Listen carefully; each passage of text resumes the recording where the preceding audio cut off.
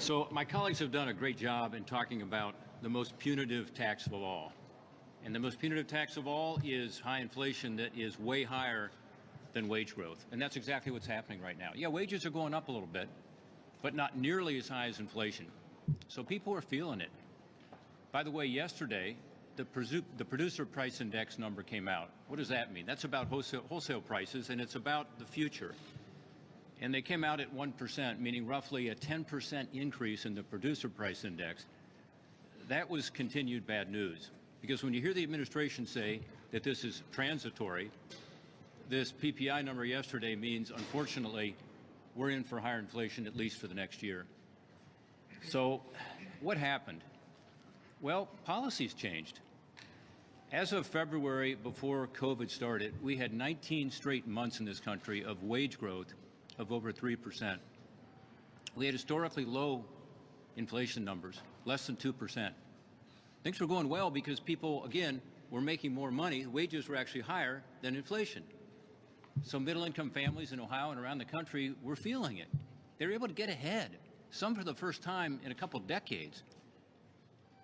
Then the Biden administration made a decision that they were going to skew the demand and the supply, because inflation's all about too much demand and not enough supply, right? And the demand was throwing a lot of stimulus into the economy. So about a year ago, we had this conversation.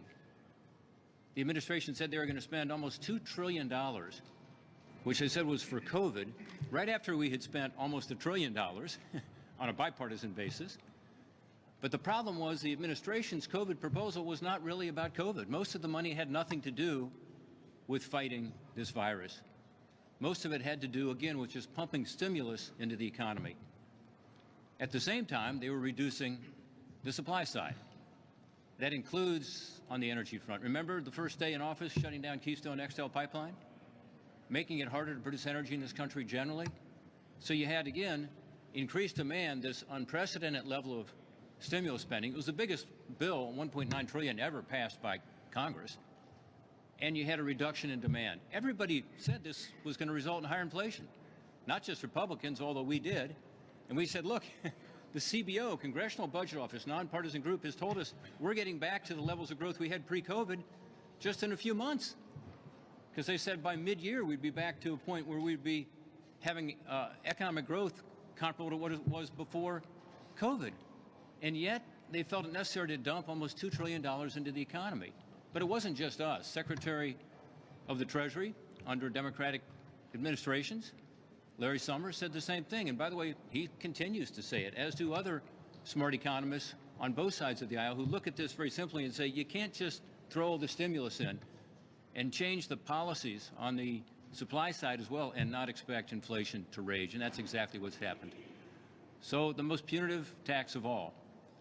2 weeks ago, I filled up my pickup truck, my F-150. I paid almost $100. People can't afford that. People who commute to work, people who use their truck for their business. And I'm hearing from them, as you are, I'm sure. It's time to change policies and do it now to avoid this punitive tax continuing. Thank you, Senator Kennedy. And Senator Rick Scott, and we're getting close, then Senator Sullivan and Senator Tim Scott. All right, Grandpa.